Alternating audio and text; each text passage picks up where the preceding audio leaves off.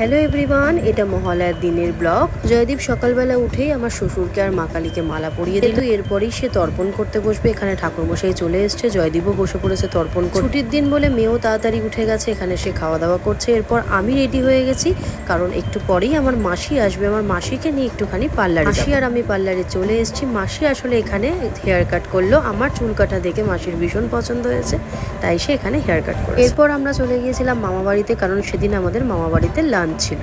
তো এখানে সবাই মিলে বসে একসাথে অনেক দিন পরে আড্ডা হলো। মেনুতে বেশি কিছু ছিল না, ভাত, মাটন আর স্যালাড। এরপর মেয়েকে দুপুরবেলা ঘুম পাড়াবো বলে বাড়ি নিয়ে চলে এসেছি, কারণ বিকেলবেলা আমরা বেরোবো। বিকেলবেলা আমরা কাছাকাছি একটু ঘুরতে গিয়েছিলাম, আমি, মামি আর সোনামা।